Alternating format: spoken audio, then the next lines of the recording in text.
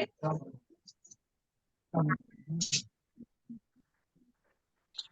my screen. 1 second.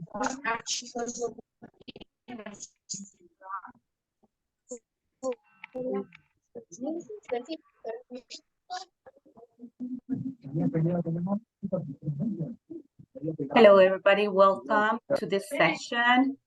Today, we are going to talk in this webinar about the future of robotics for women. We are so glad to have here with us the Dr. Muralindran Mariappan. He's an associate professor from the civil society representative for the United Nations. He has been awarded for the most engaged delegate of the United Nations, and he also has the Award of Merit and the gold medal for the Malaysian Technological Expo. Dr. Muralindran is here with us in Panama this week, and we are very glad to welcome him here to share with us all his knowledge and studies regarding STEM teaching that he has done in Malaysia, and also all his experience teaching and learning with students robotics and intelligent systems implementation. So he is the head of the Robotics and Intelligent Systems Research Laboratory in the Faculty of Engineering. And so his experience in research and development is very extensive.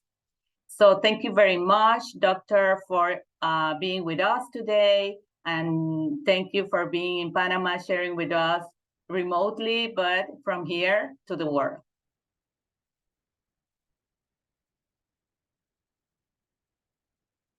Thank you very much, Wanda. Thank you for the invitation that is given to me. And today I have a very interesting topic. I'm going to share with you on the future of robotics, but not only that, for women. So this is a very interesting topic even for me. Okay. So, but I have some surprises for you all. So these are the things that I'm going to share with you today. Right? We will talk about the wonder of robotics. Okay. The history, little bit of history, how it started, what happened, and what are the type of robots that exist, so that you all will be inspired and you will know. And then what is the future of robotics? Then we go to a very interesting topic, which is the why women in robotics. What is the reason for this? And I also have some inspiration by young girls in robotics. They just have recorded and sent it to me, so let them share their experiences. Okay, then we will have some references, then we'll have some question answer session. Okay, so I will proceed with my presentation. So let's see, what is the wonder of robotics? You see, these robots, we know it's a very fast evolving field. Okay, and as you all know, that robots are actually reshaping the future in almost everything. Anywhere that you are seeing, that you can find an application of robot. Like when you're traveling, when you're working and exploring. And then the best part is the robot becomes very, very advanced with the introduction of artificial intelligence. And with the advancement of computing technology and also the Internet of Things, so this has actually quantum leaped the development of robotics. So just for your information, robotics is the way of the future. You cannot stop it. Okay? You can have AI in the computer, but the AI can be applied physically in robots. So if I don't embark on it, if I don't get involved in it, so I will be handicapped in the very, very near future. Okay? So, and then the best part is the younger generations nowadays, they are already into it. So we need to really catch up with them. Okay. Now, this is how it started. Okay. In 1495, Leonardo da Vinci, he's a very famous person, right? He is an artist, he invented. He actually created the first robot, the structure of a robot. Of course, the name was not given by him, but he created a structure of a robot. How he uses mechanical things and to connect them and make them move like a human being. Actually, he spent a lot of time dissecting human beings to understand how actually the body works, and so that he can connect it and make it happen. And then the word robot actually was coined in 1937-38. It was on like a drama show, on a stage. So they have put up a drama, and the word robot is actually means laborer. Laborer. So what actually happened is that they physically created this robot, look like robot, this called Electra. Of course, in this picture, they missed something. The Electra can smoke, can walk, can talk. But Electra has a partner, which is a dog. They call it the Sparko. The Sparko can bark, and then can wag his tail, So this is also there. So they show it during the drama. And then, but the first technological leap in application of robotics started in 1961, where they developed this robot and use it for industrial purpose. That was in 1961 by General Motors. So that was the Unimate is the first industrial robot. Okay. So that was one quantum leap. Another leap of the technology is by Honda. Okay, Honda created the P1. That's the first humanoid robot. Look like human, can walk, can talk, can communicate, can shake hand, can run, can kick ball, can serve you drink. So they developed it, but now I think they stopped the development. But in 1991, it started. Okay, and what actually happened in 2017 is that we have developed a collaborating robot. They call it collaborating robot. That means the robot normally it's very dangerous. When you use in the factory, it's very dangerous, where you need to put a fence. So that if the robot hit you, then you can be injured. Okay, so you work outside the fence. But when you have collaborative robot, you can touch the robot. You can work with the robot. The robot will not injure you. So later I will show you some pictures or videos of that. Okay. Now let's look into, because this is a very important aspect. What is the difference between AI and robotics? People talk about robot, people talk about AI, and then people don't know what is the difference between that. So let us see what is the main criteria of both of this. So AI is actually an area of computer science. AI mostly related to development of systems to solve problems on a computer part. But robot is actually a hardware part. Mostly is a hardware part. Okay? And robot is designed to do a task autonomously or automatically or semi-automatic. Okay? Now, robot needs hardware. AI doesn't need hardware. As long as you have a computer, you can do AI. Okay? But robot needs electronics, mechanical electronics, and other technology. And the computer AI doesn't need all that. AI only needs you to know some mathematics, computer concepts, computer science, and also, of course, now any field that you want to solve, you need that knowledge background. Okay, so AI is developed with programming intelligence. If you are very good in programming, you can do a lot of AI work. But robotics involves the field from sea to space. That means I can create a robot that works underwater, and then I can create a robot that works in space. So I need to really work with the actual world situation. It's not my imagination, or I just can do something on the computer and assume it works. No. Most of the time, whatever you do in the computer, the modeling, the simulation may not be very accurate. If you put it in a practical way, then sometimes you see there's a difference in behavior, in response. Okay. Now, what are component you need? You need some artificial intelligence, some logics for AI. But robots, you need the hardware. You need a sensor, you need some motor, some actuators to move it. So it's a hardware thing. AI receives signal from computers, maybe from cameras, from data, from signals from outside. But robot takes analog signals. Analog means signals that is not 1 and 0. Okay, like voltages from 0 volts to 5 volts. It is like 0, 1, 2, 3, 4, 5. Any signals. That means it is not digital. It is analog. You can get information, analog information. Okay. And application, you can see, right? Robot. Siri is a robot.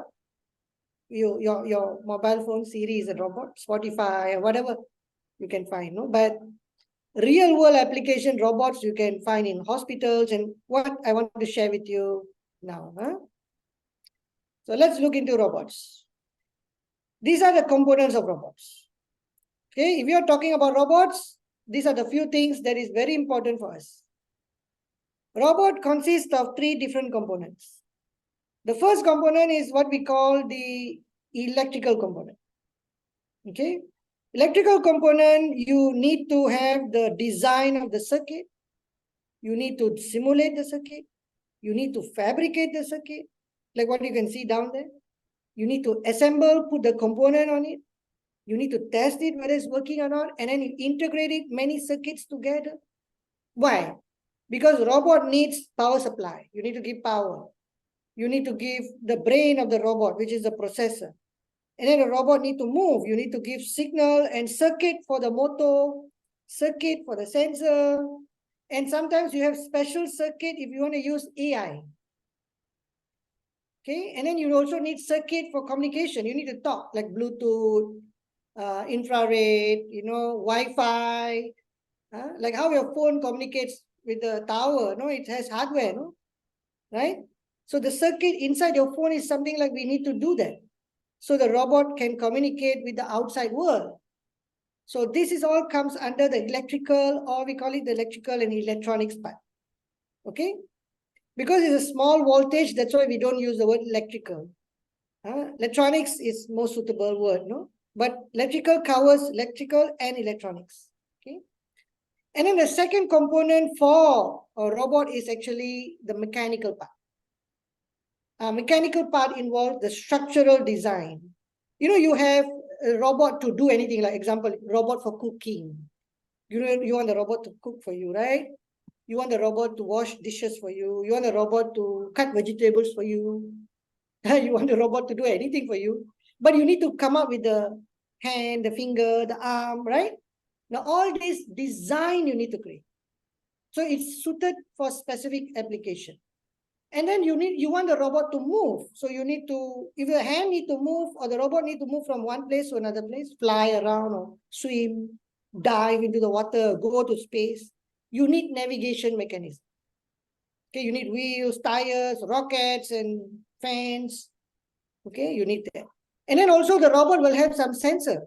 How it detect? Robot needs some sensor. So you need to fix the sensor. You need to know how to fix the sensor, where to fix the sensor. And then robot also has motors to control the movement or control the mechanism. So you need to know where to put it. So mounting is another design factor. And then all of these things you need to integrate, right? That means you need to communicate, connect all the mechanical things. And then also you need to communicate the mechanical things to the electrical things. So this integration must happen. That is why the word megatronic happens. Megatronic means mechanical electronics. Okay. Okay, and then the next part is, these two is not enough. You have the hardware, you have the electronics, now you need the software. So you need to do programming. You need to code how the robot is going to move, how the robot is need to control the motor, how the robot is going to get the images and how to process the images to make the robot understand, yes, what it's seeing. And if you have any application, safety safety system, monitoring system, and application system. You need to code it. Okay, and then you need to put sensors. Many sensors are there. And all these sensors must talk to each other and talk to the robot and talk to the electronics. So how are you going to talk to electronics? You need to program it. Okay, a robot need to send signal to the internet, communication between robot and human, robot and the world. So you need to communicate. And then you need to integrate the programming, the hardware, and the electronics. So these three things are the main function, the basic component of robotics. Okay, so it's a very interesting area because with these three things, you can do anything. You can send robots to space. Okay, you can send robots to underwater. Okay, just by having these three main components, and you can design and be very creative from it, no? And then, like, okay, let's see. One of the robots that is very famous nowadays is transport robots. You can see here, no, people use robots. Transportation is not only traveling, but also like in factories. You want to transport things, you know, for in warehouses, driving cars, in shipment. Okay, so it provides more freedom for people to travel. If, like, imagine the car can drive by itself, you don't need to buy a car, right? Like you go to San Francisco, they have a automatic car, no, automatic taxi. You just call the taxi will come, no driver. You just get on a taxi and go to your destination. Okay, driverless car, no. And then also when they do, so people with disabilities, it's easier for them to get into the car and drive. So they don't need to hold the steering and put the gear and press the brake, you know. And then, you know, sometimes people who are traveling, they need transport. They don't need to rent a car and drive around. So much confusing. They just can take this transport. And then also one of the greatest thing that happened during the pandemic is the boom of online purchase. Now, when they start to buy purchase, the whole chain, the whole ecosystem of transportation changes. You know, from ordering to delivery, everything changed. So that is a good thing about and you see, you can create software, but you need to apply. That's where the robot comes in. Okay. The next one is education. Now, what happened with this education?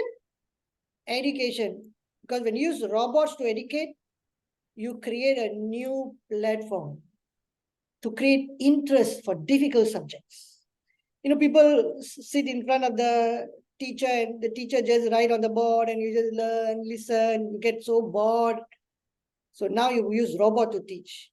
So I've worked with many teachers who use robot to teach. We create robots to teach important subjects, science subjects, geography subjects, mathematics subjects, language subjects, religious subjects.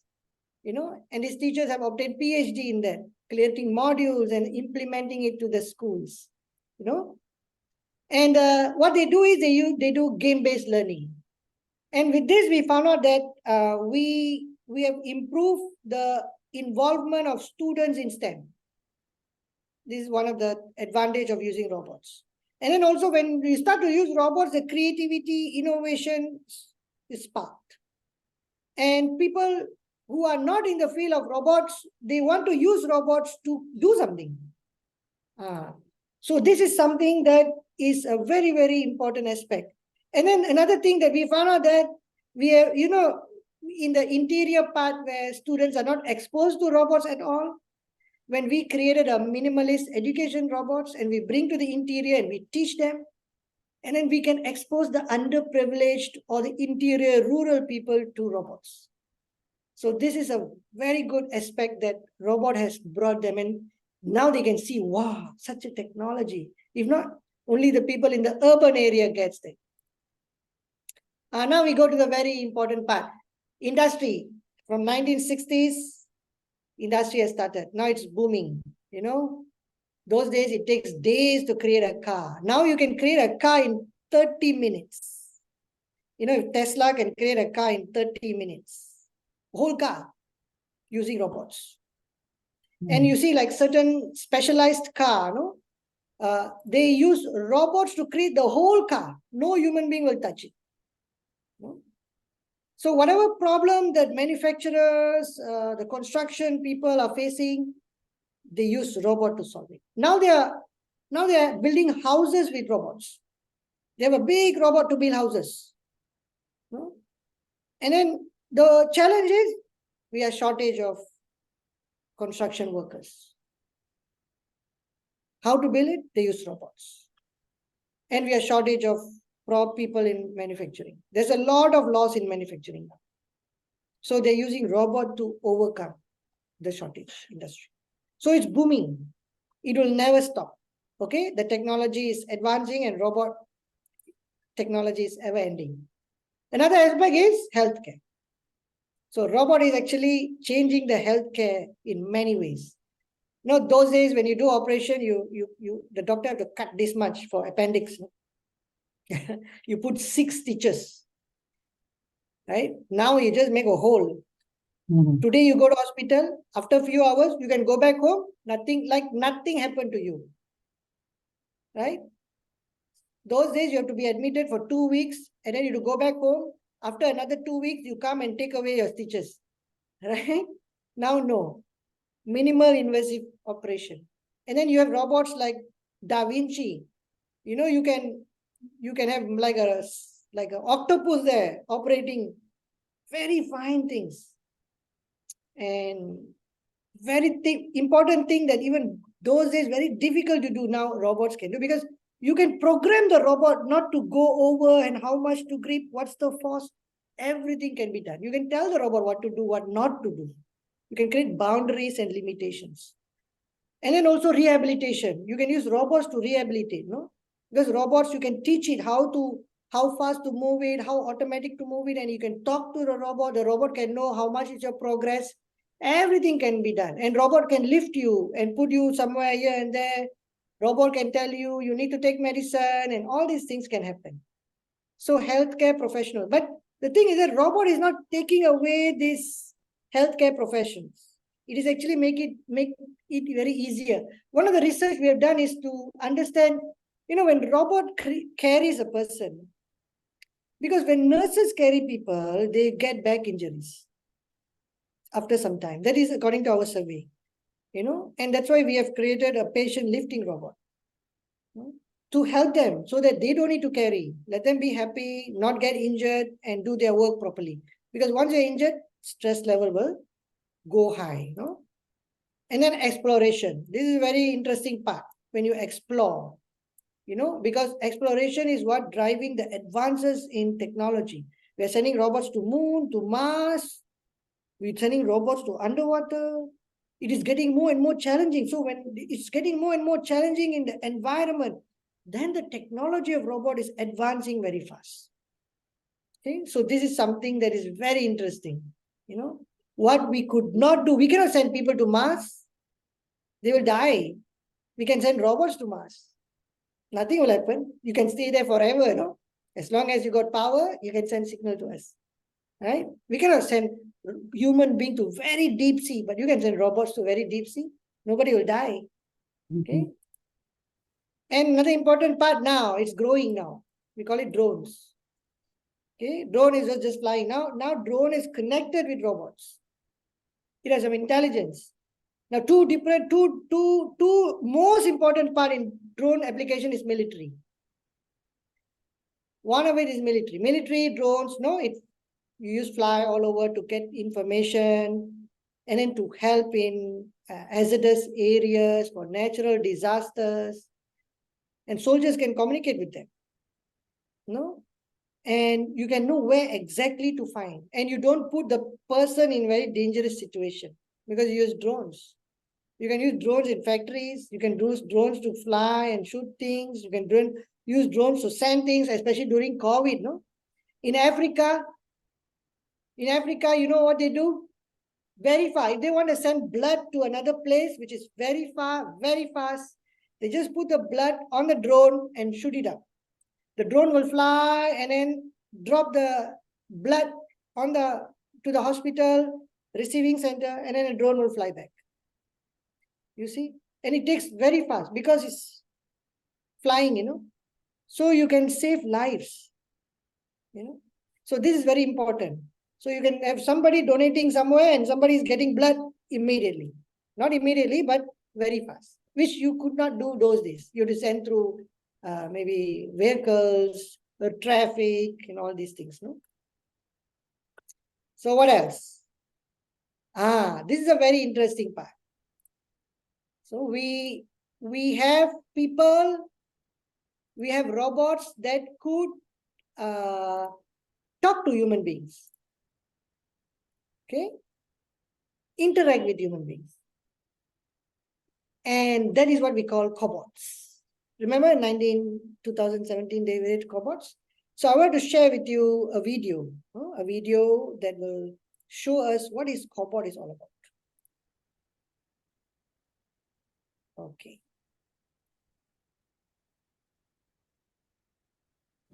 Hand in hand with humankind, robot colleagues safely and efficiently support the staff in modern factories. The Future Working World, live at this year's Hanover Messe. Collaborative robots, called cobots, register people's movements and positions and can therefore work safely next to and with their flesh and blood colleagues. The company Festo has developed a 7-axis cobot that is moved exclusively using pneumatic swivel drives. We have bionic robots that are driven by air, and so they are completely harmless in human working environments because the air-filled arm is very elastic. You can push it away and it comes back again. There are no electromotors or iron in there. They are very light structures. Despite its lightweight structure, the robot Eva from Kuka can carry up to 14 kilograms, and with its 7 axes is as agile as a human arm. Also, thanks to sensor technology, it avoids collisions with its human colleagues. The company Franca e Mika is presenting a robot that is also attractive to small and medium-sized companies. Its modular design means it is affordable and can be assembled and programmed in simple steps. Our robot costs 10,000 euros. That's one advantage. Another advantage is that everyone can operate it. You don't need to be a professional. It's easy to use for everybody, and there's no specialist knowledge required.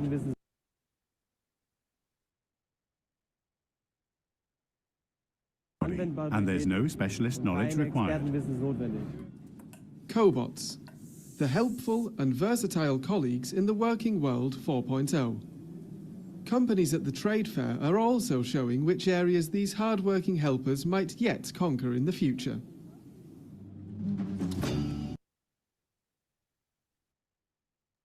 Now let us see how the robot is very agile. No, when you use cobots, see, you can just push it.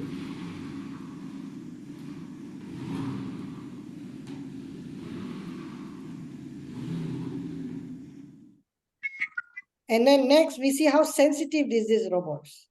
You know, you have a balloon with the needle in the robot. There's a needle poking, but it doesn't blow up the balloon.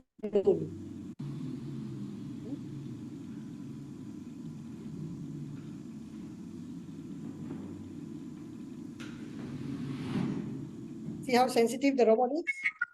So this is a very important aspect of robot. And then another type of robot that is very, very advanced that I would really want you all to see is this. It is called Atlas by Boston Dynamics.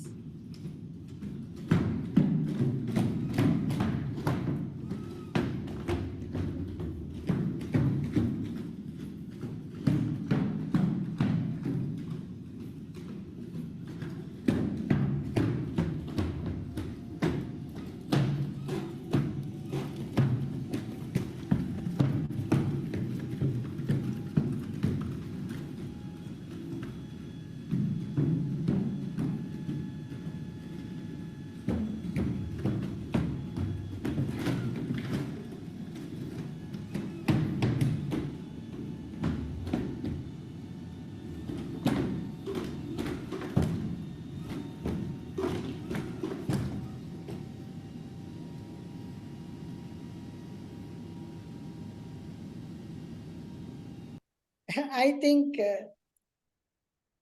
think any of one of us cannot, most of us, I think, cannot do that. jumping, flipping back. But the robot could do that. So this is one of the greatest wonders of this robot, no? Okay. So now let's get back to the presentation. Okay. So I've shared with you, and now let's come to the real deal now. Why women in robots? What is so special about women that they are very encouraged to be involved a lot in robotics? Okay. The first thing is that, as you all know, artificial intelligence is learning every day. Okay. Do you all aware of that? Whenever you're typing anything, whenever you're educating, you're searching, you're talking to the chatbot, you're talking to Bard, you're talking to Chat GPT, AI is learning. Whatever information you put on the computer, AI is learning. Now, the most important thing we need to know is that whatever it is learning, it becomes an ethics for the AI. So the AI will decide based on what it learns. If it learns a lot of negative things, then it will develop the ethics of negativity. Okay. Then when the AI is implemented into robots, then the robot will have tendency of negativity. So that is why women is actually, they have a natural tendency of happiness, compassionate, and love. You know, let me give you one example. If you have a couple at home and you have a child, and then the child is crying, what you will do? Both the parents, maybe the father or the mother will go and carry the child, right? What if it is outside? Both are walking and one child is crying, only small child is crying. Okay. The masculine part, they may feel empathy, but they will not go and carry. But the mother will go and carry. They don't care because it's a natural tendency, right? They don't see it's my child or your child or everybody's child.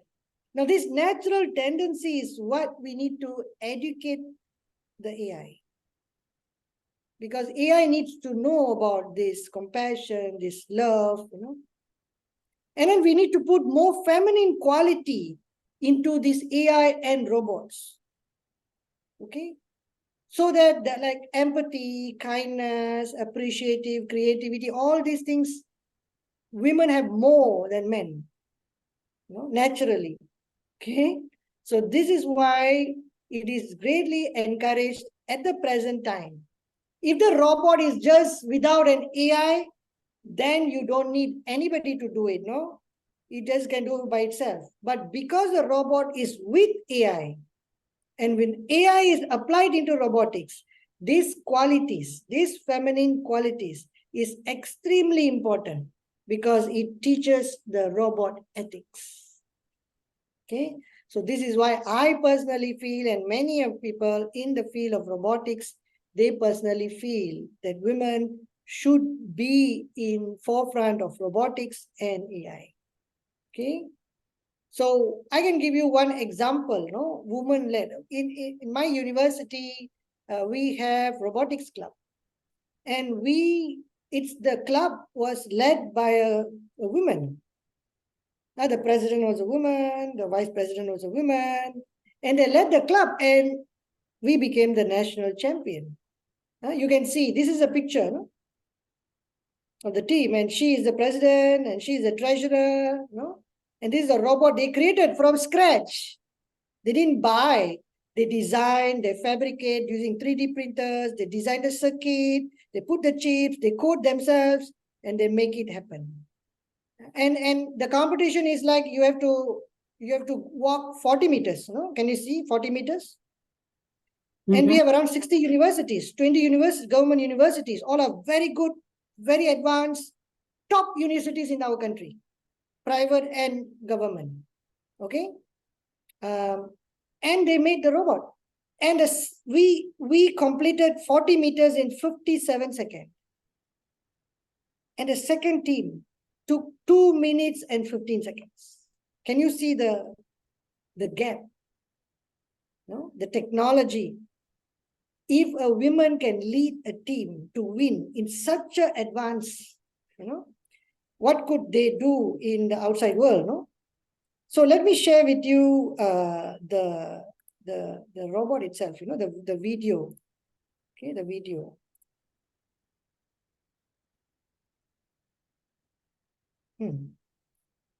Okay.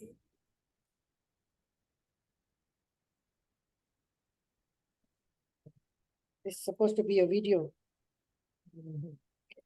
Mine, I can.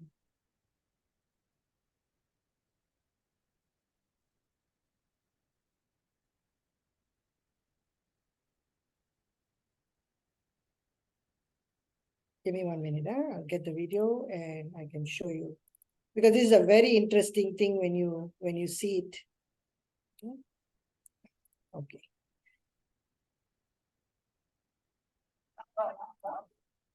All right.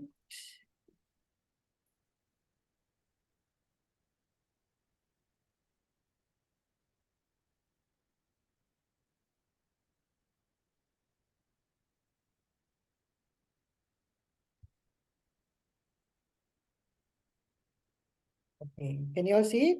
Everybody see it? Yeah, Okay. we can see it.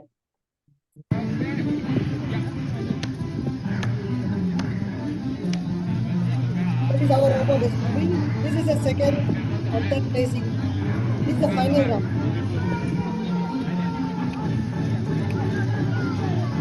Okay, Tapi, very good. Nice, Tapi. Very good. Ini apa? Speed utama? This is the president of the club.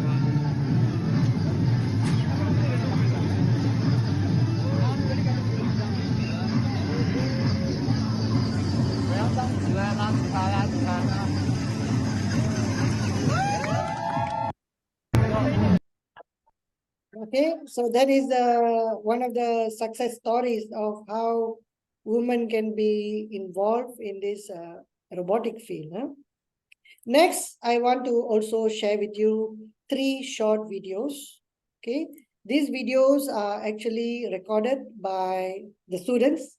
Okay, and how actually they got involved in robotics in their university studies and what made the difference in them. So I will share with you these videos now. Maybe it's coming from the PowerPoint itself. Okay. Then it will be easier. Okay.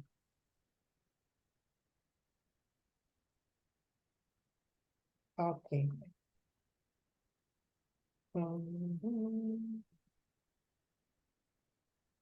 Oh, I cannot play it from here. Okay. Now she is our club president, the girl that you saw with the robot. Okay. So now I'll play her video.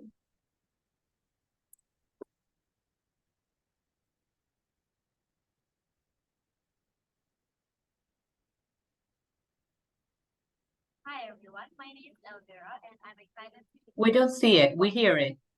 Yeah, okay. Let me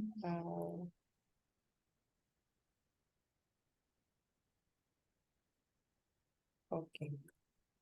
I put all the 3 videos together and then I can show it one shot to all of you.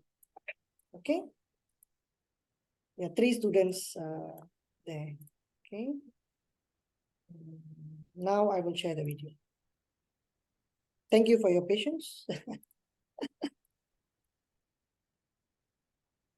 All right. Okay.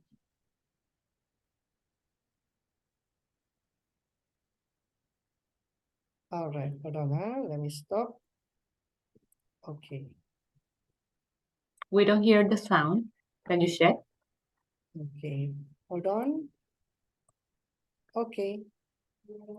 Hi everyone, my name is Elvira and Can you hear? I'm excited to Yes. share a bit about my journey in the robotics field.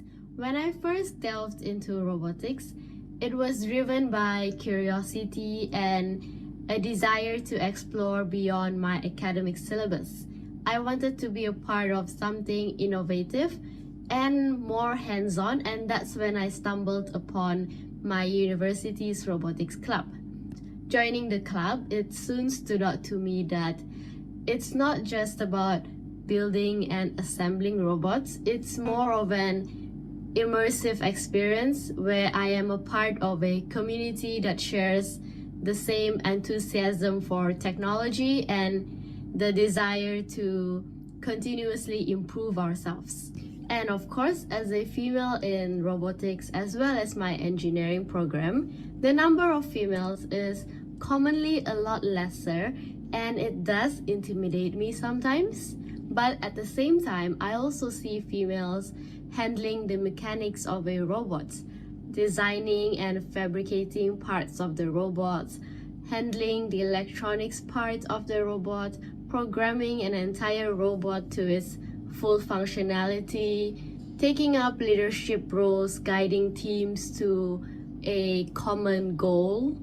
Well, yes, the number of these females are generally lesser, but that was not going to stop me from venturing into robotics and learning whatever that I wanted to. Fast forward to today, I am in my final year of my bachelor's degree and holding the position of president in the university's robotics club.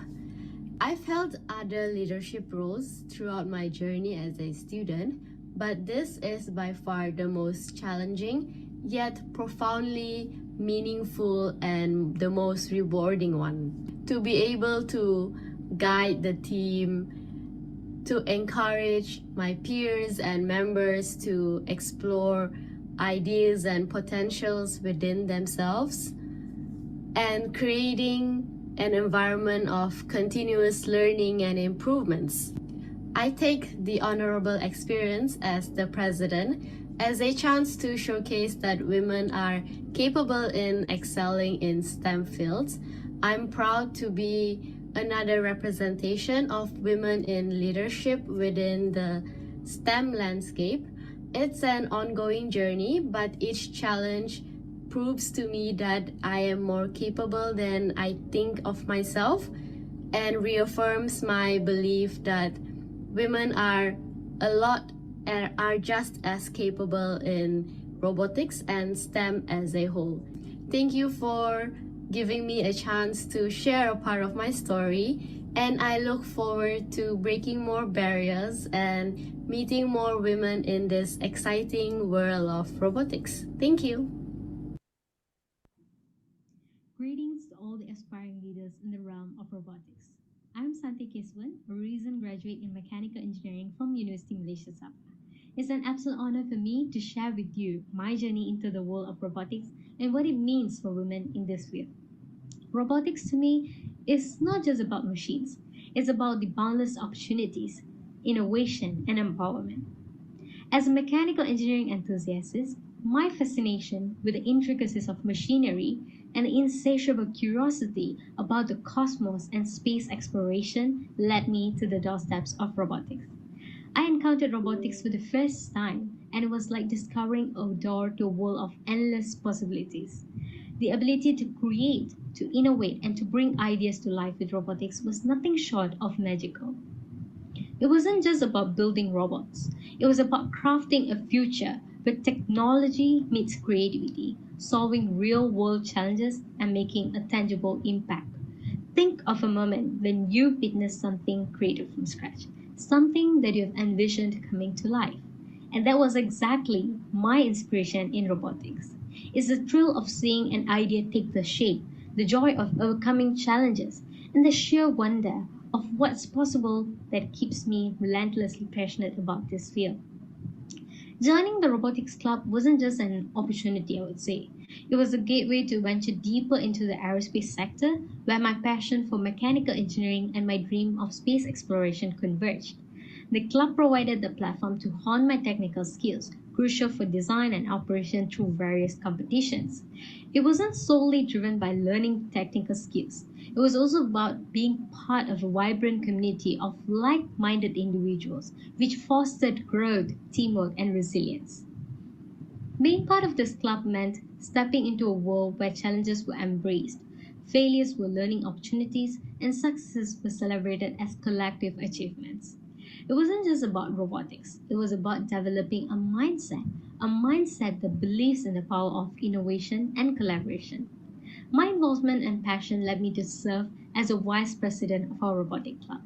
As a vice president, I embraced the responsibility of not just guiding projects, but shaping an environment which empowered everyone, particularly women within the club. It was about creating a space where ideas flourished, voices were heard, and leadership wasn't bound by any gender. Being a woman in this role meant not just leading, but also inspiring other women to step into leadership roles fearlessly. So I took on the responsibility of mentoring and empowering fellow female members, encouraging them to take charge, voice their ideas, and contribute meaningfully to our projects. So in this role, we aimed not just to participate, but to commit ourselves to excellence. I had this incredible opportunity to lead our talented team to a national level competition in Malaysia called Robocon 2022, where we pushed beyond our boundaries, worked tirelessly as a team. We made our mark as the top 8 team of the event. But beyond this achievement, it was about fostering an environment where everyone, especially women, felt empowered and supported in their pursuit within the field of robotics. So as we gaze into the future, I envision a field of a world where the achievement of women in robotics aren't exceptional occurrences, but the norm. It's crucial that we encourage and provide equal opportunities to women to explore and lead in this ever-evolving field. Together, we can shape a future where gender doesn't limit potential, where diversity fuels innovation. So let's continue to empower, inspire, and pave the way for a future where women in robotics stand tall as pioneers and leaders. Together, let's engineer a world of endless possibilities. Thank you so much. Hello everyone, so I am Adibah. I was asked to record a video about my inspiration and motivation being in robotic field. I started my journey in robotic field during my university years when I decided to join a robotics club in my first year, and I can say that that is one of my best decisions I have ever made. When I decided to join robotics club, it's nothing special. I just decided to join the club because I found that in this club I can practice my technical skill, and on top of that I can also prove the theory that I learned inside the classroom is correct or not. And then it's come to me through the journey of the robotics club. In the robotics club, it's very interesting. I fall in love in the robotic field, and because I see lots of technology, the technology that I never believed can be there.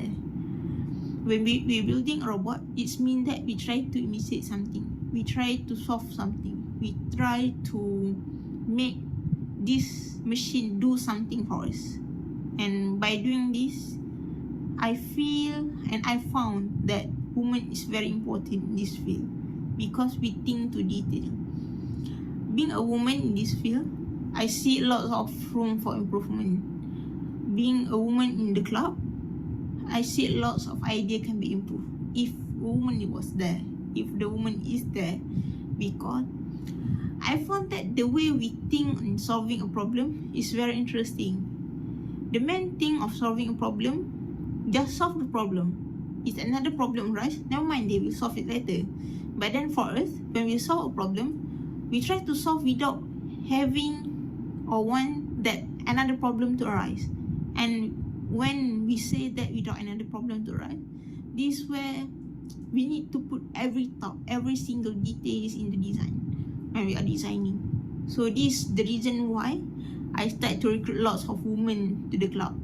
So during my time, my last year in Robotics Club at Universiti Malaysia Sabah, I can say that the ratio of women and men in the club is 1:1.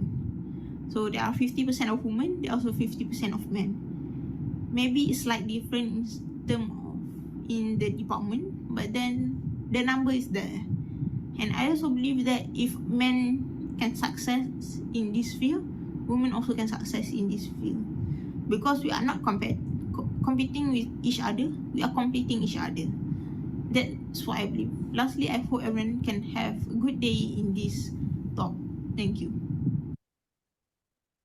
Hi everyone, my name is Elvira and I'm excited to share a bit about my journey in the robotics field. When I first delved into robotics,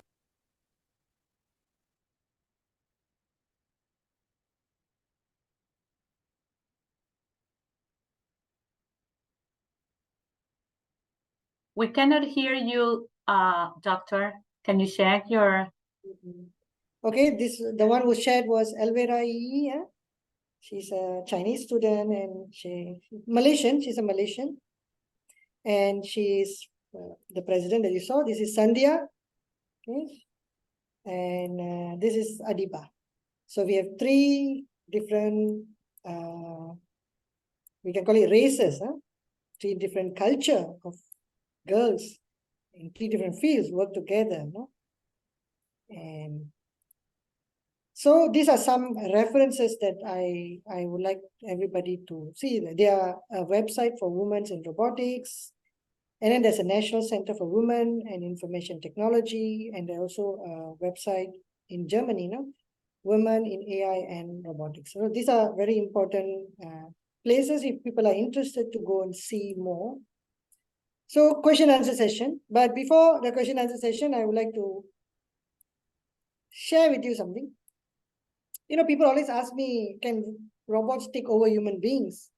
You know, robots are always created to solve the three main problems: dirty, dull, and dangerous. Any dirty job, robot should do.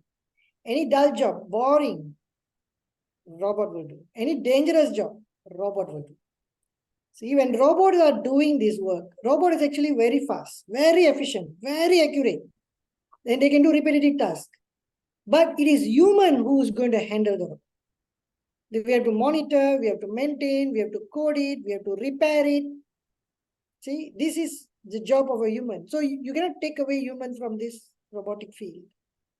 You know, and another main reason why you cannot replace humans, robots with humans, is because robots don't have feelings. Or you can say AI. AI doesn't have feelings. AI doesn't have instinct. And AI doesn't have moral judgment like we have. It learns, but the judgment cannot be like us, you know. Okay. So these are the things that I feel that exposed. So now I will open to Q&A from anyone. Yes, thank you, doctor. Yeah, I'm very happy to hear all the experiences from these young girls. It's very, very inspirational. I want also to take a moment to introduce here with us before the questions that we are just finishing at this moment your lecture. I want to introduce Heidi Gracier from Women in Tech Panama. She is the director of events, and she will be coordinating the events we will do next year. And I am sure a lot of you will attend. Some of them will be remotely, and some of them also will be in presence. So thank you very much, Heidi, for doing all this work for Women in Tech Panama. Sí, quería presentarles, que se me pasó al inicio, como estaba nerviosa, no les presenté a Heidi Gracier, que es la directora de eventos de Women in Tech Panamá. Con Heidi vamos a estar haciendo eventos durante todo el año. Algunos de ellos son presenciales, otros remotos, y entonces para que estén, pues, les vamos a estar comunicando. Stay tuned. Ajá, tienen que estar pendientes de eso. So we have a couple of questions. We are just, you know, ending this session, but it's important to share with you the questions. Let me see how to get them. I don't know if you, let's see. Yeah. Yes, I saw your question. What is the best age to start to teach robotics? Wow. Yes. You see, my opinion, in the current world, the newer generation, they are exposed to technology from birth, right? Babies are holding handphones, no? And they're exposed to technology. The only drawback is that the usage of mobile phone is very harmful in their younger age because the social interaction is reduced.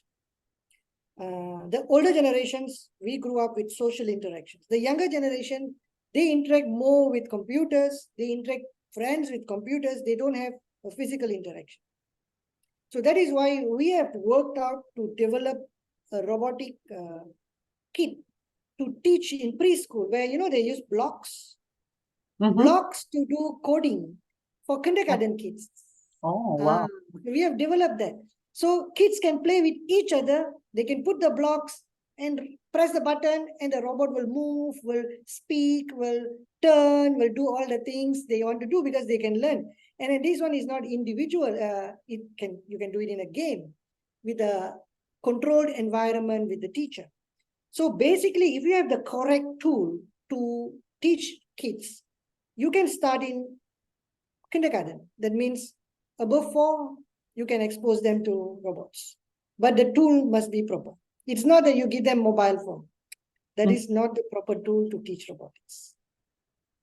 Okay, thank you. Thank you very much for sharing with us that it's possible to teach coding since a very young age. And yeah, I'm sure there are applications to do that. Sí, la pregunta de empezar con los niños, no con teléfonos celulares, porque obviamente afecta su interacción, pero sí utilizar tecnología que los puede ayudar como construir bloques, entre los cuales los bloques serían como de código. Bueno, we have other questions here in the list. Let me see. From Karim, how do you think robots will evolve with the introduction of AI? Okay, very good question. Those days, robots were just following your instructions. You tell them, they do. You code them, they do. They are fully under your control. But with AI, robots are learning. And they are learning by themselves. You no need to teach them. Whatever you are putting on the internet, they're learning. So that means robots can actually become smarter and become more intelligent than human beings. And when robot has that intelligence, it can do many, many things. Okay. So it's a very exponential technological leap. Double the what we human beings think. Because now you have already given the intelligence to the robot. Those days, we control the intelligence. You know, we control what human beings can do or what machine can do. But now the intelligence you already given to the robot. So what are the things we can do? We can only teach them proper things. That means whatever we are doing now, they are going to learn. It's like you're teaching a baby. You can teach the bad thing, but you can teach a good thing. So what we're going to teach now is very important. So it is going to go very fast, faster than we have ever imagined. And whatever we do now will create a very big impact in the robots to come. Okay. Thank you for that. We have another question from Karim that is, what would you advise to anyone interested in studying a career in robotics? What is the recommended path to follow? Yeah, we will have to share all your links. That would be important to share with all of the attendees and the people. But also, what would be your advice then? Okay, you can start very early from the school age. If you want to be really involved in robots, the 3 things that I told you, electronics, programming, and hardware, the mechanical. Now, these 3 things you have to create or learn from now. And it's very easy to learn. Now we have a lot of tools like Arduino. Arduino is an electronic tools which comes with components of sensors, and then you can program it, you can learn online, you can do simulation. You don't need to buy. You can go online and learn it, and then you can do it, and you can buy it and test it if it works. And you can develop, you can start using sensors, you can start using other things, communication, and connect your phone. So when you have the understanding of electronics and mechanical things and programming, you know how it works, then it's easier for you to embark in any field of robots. So when you go and study, if your university offers mechatronic, that will be a good field to start robotics. Or you can study electrical systems, or you can study mechanical, you can study any field, but the application will be in robotics. Okay. Now, because a person who is involved in robotics, they have to work with all fields. Like I have worked with marine person who's specialist in jellyfish. I work with doctors. I worked with teachers. I would work with psychologists. Okay. I worked with geographic person. Okay. So many economic people. So I work with many people because we work in all areas. We need to know. We know robots, but application is outside our area. So that is why you have to know the basics, and then you also have to get to have an interest to relate with everybody else. No, then you can develop the skills of robots. You can start anytime. As long as you know how to use computer, you can start. Okay, thank you. I will translate a little bit.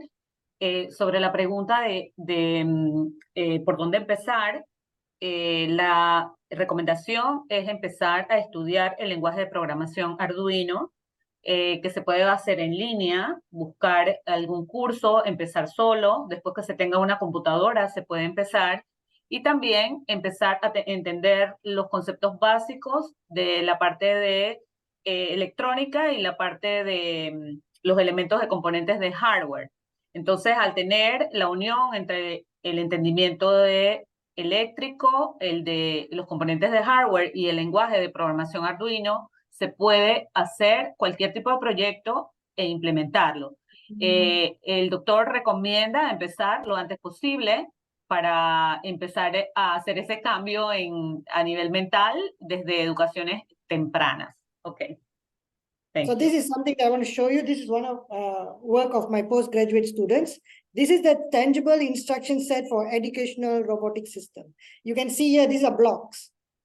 These blocks will have like a light. When you put this block, the yellow color light will earn.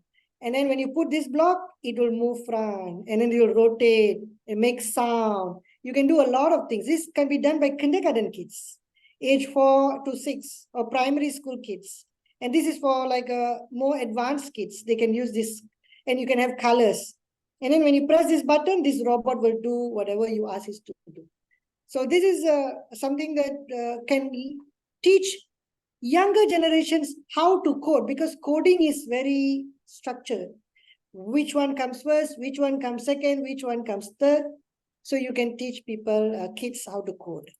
This is one of the things that we have developed that we can use for smaller children to learn. Thank you. Okay. Thank you for that, for explaining that. And the last question, according to what you presented, what do you think are the principal risks of robotics for the population? And how can we, deal with those risks? Okay, there is no physical risk of robots in the population. The only risk is that there are two risks. One is, if you call it a risk, it's like when people are not into technology, they are very lazy to keep up with the technology, exposure with the technology, use the technology. Then when the robots are doing their work, they feel that the robot is taking away their job. Actually, robot is not taking away your job. Robot is making the work easier, but you have to upgrade yourself. That means, like, if robot is planting trees, I need to upgrade myself from planting trees to manage the planting of the trees, manage the programming, manage the repairing, manage the coordination, and what the robot going to do. So I need to upgrade myself to that level of technology, awareness, and understanding. See, it's not that robot is going to take, but robot is definitely going to take away mundane job. Like, driving cars and doing all the things that people are very easy to do, direct things to do, and that robot can take away. So if you are not aware and prepared for that, then you can feel it's a threat. Another thing is that because AI is coming into the technology, whatever you teach the internet, whatever you say, whatever you transcribe, whatever you ask the chatbot, the bot, the chat GPT, all this information is going into AI, and robot is learning. Because when this AI is used in robots, the robot's ethics is developed. So the danger is if we put a lot of wrong things in the internet, we expose the AI to a lot of wrong and things, because the media is always showing negative things. Media is showing how bad people are. So the internet, the AI will learn how bad people are. And the AI will create a tendency. You don't like human beings because human beings are very bad. They create people, they kill people, they do bad things. That's the danger and the challenge. Yeah. And the AI's ethics say that, oh, human beings are bad. We must get rid of human beings. We don't want that to happen. So we need to teach a lot of good things. We need to add the media to teach good things. Whenever we are communicating with chat GPT, but we have to teach good things. No, and all these things must happen with us now. It starts now because AI is already learning from now. So that's a bad thing, a danger thing if we don't pay attention. Okay. Okay. Thank you. I will translate. La pregunta de Ángela, el doctor considera de que no hay riesgos o desafíos más que la tarea que el robot va a hacer, que va a ser la tarea como automática. Ya esa tarea no la vamos a hacer. Nos puso el ejemplo, si por ejemplo algo que un auto, manejar un auto o sembrar algún vegetal, esa parte mecánica repetitiva ya no la va a hacer y tenemos entonces que educarnos nosotros para hacer el manejo de eso, para administrarlo, para programar, o sea, debemos elevar el nivel para no sentirnos desplazados. Y lo otro que levanta la atención es a que enseñemos buenas cosas a los robots, porque los robots están aprendiendo de todo lo que hacemos con inteligencia artificial, todo lo que escribimos con ChatGPT, y el problema es que todo lo que hay en los medios en este momento es información negativa de lo malo del ser humano. Entonces es peligroso porque el robot está viendo que el ser humano es malo, que mata y es vengativo. Entonces tenemos que llenar también las redes de todo lo positivo que hacemos los humanos y que realmente para poder aprovechar esta tecnología. Así que bueno, llegamos al final, estamos un poquito pasaditos de tiempo, ha sido un almuerzo muy agradable. This has been a learning lunch, Doctor. We thank you for that because it's, the lunch time for us. And we want to thank you for being with us. Hopefully, I don't know if you will have to return to Panama in the future.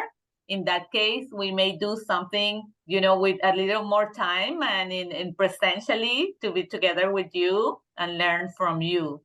So we want to thank you because this has been a wonderful start of Women in Tech Panama events with a remote activity. And we also want to thank the University Santa Maria la Antigua, the USMA, that bring you here and gave us your contact. And we will remain in contact with you in the future. And we want to continue learning from you. So thank you. Okay, thank you, and you did very wonderful translation. I'm very happy to share whatever I have. Yes, whatever I have, that knowledge is, I'm very happy to share. And I most probably I'll be back to Panama, and we can do a lot of things. Oh, that would be awesome. Bueno, entonces, muchas gracias, muchísimas gracias a todos los que se han unido hoy por este Learning Lunch y gracias y estaremos en contacto. Ya saben que Heidi, para todos los que quieran coordinar eventos con nosotros, pues lo coordinamos a través de Women in Tech Panamá. Así que queremos tomar una foto, no sé si quieren los que están aquí poner su cámara, if they want to put the camera on, don't be shy. Pongan su cámara para tomarnos una foto con el doctor de recuerdo de esta charla. Nos quedan... Muchas gracias, everybody. Si tenemos algunos más que quieran encender su cámara un momento. Gracias.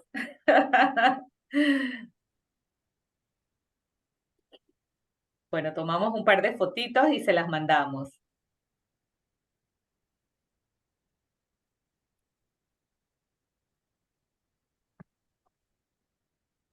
Okay. Goodbye, doctor. Thank you, everybody. Gracias, Susana. Bye, thank Se han you. unido. Hasta muy pronto. Bye. Bye, bye.